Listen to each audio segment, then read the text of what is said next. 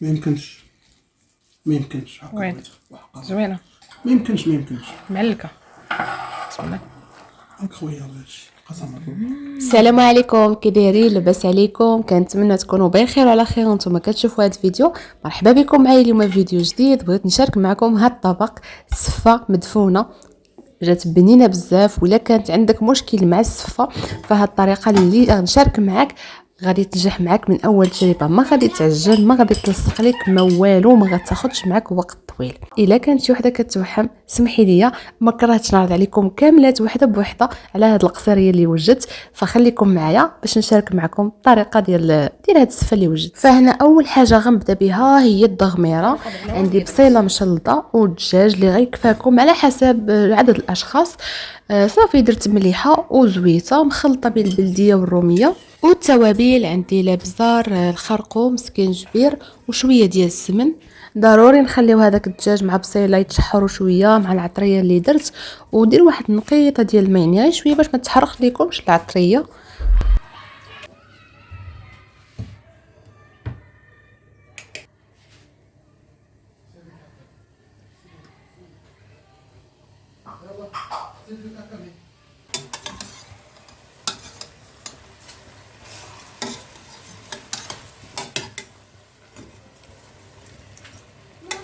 عرفنا شكون جا وحيدناه حطها في الماكينه. وهنا غادي نحك واحد 3 ضريصات ديال الثومه، وغادي ندير القزبر ومعدنوس بحال اللي شفتوا معايا. غادي نخلي هذاك الدجاج يتقلى مزيان، ما غنمرق ما والو. حنا كنعرفوا الدجاج كيطلق الماء، البصله حتى هي. المهم انتم غنشارك معكم هاد التغميره، جات لذيذه بزاف وجات ملبيه وزوينه. هنا غادي ندوز للزبيب اللي عسلته وجا اكثر من رائع البنات. اول مره كنديرو بصراحه. انا ما كنبغيش الماكله اللي كتكون حلوه ومالحه في نفس الوقت، ولكن راه ما نكذبش عليكم ندمت اللي ما كنتش كناكلها، راه عندها واحد الطعم خطير. هنا درت الزبيب غسلته مزيان بالماء، صافي درت ليه شويه ديال السكر وشويه ديال الزبده والقرفه، وغنخليه حتى يطيب ويتعسل. عرفتوا راه جا بنين بزاف بزاف. وهنا غادي ندوزو للصفه اللي بهذه الطريقه اللي غنشارك معكم، فما فيهاش تعب بزاف وما كتاخذش الوقت يعني طويل في انها كتوجد، ما كتعجن ما حتى حاجه. فهنا عندي نص كيلو ديال الصفه، غندير لها شويه ديال الزيت. غادي نحاول نلبسها كامله بهذاك الزويته.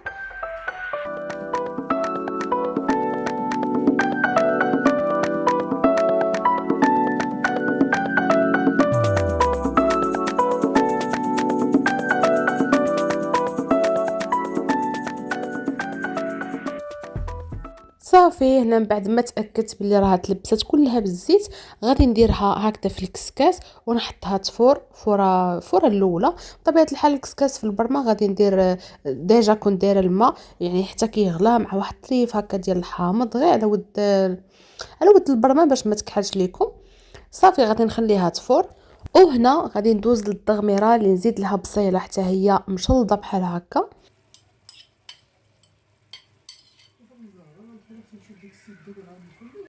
صافي هنايا السفه غادي نحيدها من فوق البرمه، غادي نخوي عليها ديك الميها اللي كانت في البرمه، يعني الماء يكون طايب. كتخويو عليها مزيان، كتحاولوا تفكوها هكا بفوخشات ولا معلقه ولا شي حاجه، حقاش سخونه ما تقدروش ديروا يديكم. حاولوا هكا تفكوها مزيان تشرب كامل هذاك الماء اللي درتو ليها ياك. من بعد غنحيد هذيك الميها بحال هكذا، وغادي نصدمها بواحد الماء بارد من الروبيني. هانتوما شوفوا معايا انا خويتها في القصريه، وغادي ندير ليها الماء من الروبيني. صافي درت ليها بهذه الطريقه هذه 3 ديال الفورات، فما خداتش معايا الوقت نهائيا وجات كلها مفرزه يعني حبه حبه، ما تعجنات ما حتى حاجه، وجات لذيذه بزاف يعني كتحسوا بها واخده حقها مزيان في الطياب. هاد المية اللي درت لها بارده هانتوما شوفوا كنبقى نحرك حتى كنحس بها تشربت مزيان الماء. وغادي نهزها دابا ونديرها في الكسكاس ونردها تفور الفوره الثانيه. بهاد الطريقه هذه درتها 2 مرات. المره الاولى درت زويته، المره الثانيه درت هكذا هانتوما شفتوا معايا، المره الثالثه غندير نفس هاد الطريقه هذه. كتخرج معكم صفه من داكشي، ما غاديش تبقاي تستغني عليها نهائيا. وبالنسبه للملحه ما تنساوهاش ديروها في الفوره الاخرى، فانا راه ما شاركتش معكم ولكن راه درتها في الفوره الاخرى. وهنا بالنسبه للدغميره كيبقى لكم الاختيار، بغيتو تخليو الدجاج هكاك طريفات صاينين، بغيتو تحيدوا ليه العظم بحال اللي درت انا، حيدت العظم يعني فرتته كامل وعاد رديته على هذيك الدغميره، وغنخليه حتى توقف هذيك المريقه مزيان.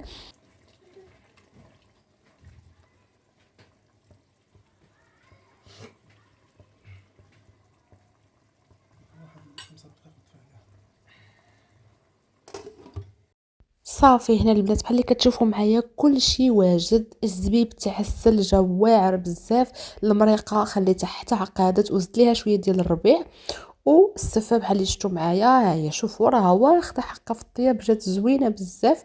فما حتى سخونه غندير لها واحد 2 معالق هكذاك ديال الزبده، ما تكثروش، الزبده تكون نوعيه جيده باش تجيكم بنينه. وغندير واحد شويه ديال السكر كلاصي، ما ديروش سنيده لحقاش سنيده كتذوب مع السخونيه وغتميه لكم هذيك السفه، ديروا السكر كلاصي صافي. وغادي نحاول نميلونجي هذاك الشيء كامل حتى ينسجموا ليا العناصر كلهم.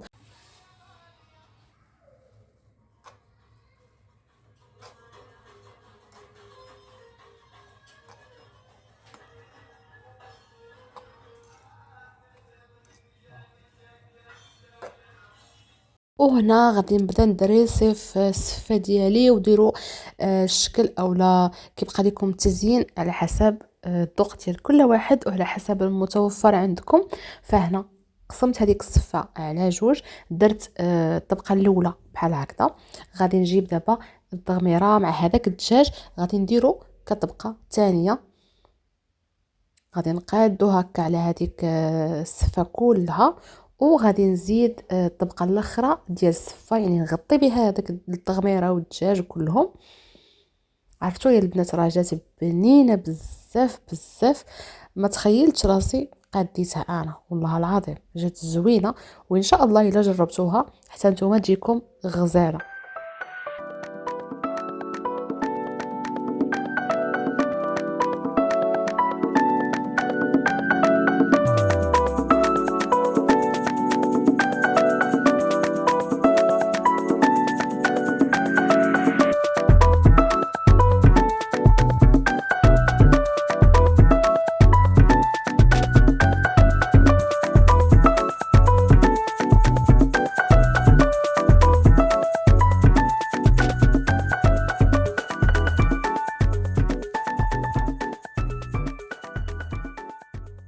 وهنا بحال كيف شفتوا معايا صافي كملت السفه اللي عندي وهذاك الدجاج. دابا غادي ندوزو للتزيين، بحال اللي قلت لكم البنات التزيين كيبقى حسب نتوفر عندكم. فانا درت شويه ديال اللوز هكا مهرمش من الفوق، وزينت بالقرفه وهذاك الزبيب اللي كنت عسلت. عرفتوا الزبيب جا زوين بزاف، خاصكم ضروري تجربوه. وصافي درت شويه ديال السكر كلاصي، هذا ما كان.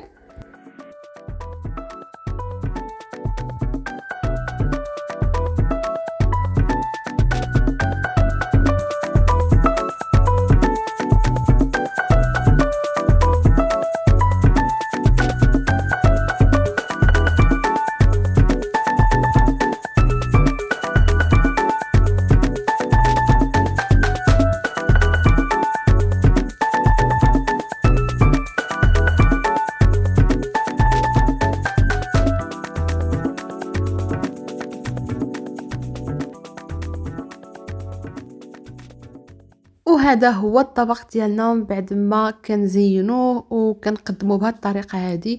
عرفتوا يا البنات ضروري ما تجربوا هاد السفه بهذه الطريقه، راها كتجي بنينه بزاف، ما غاديش تشبعوا منها.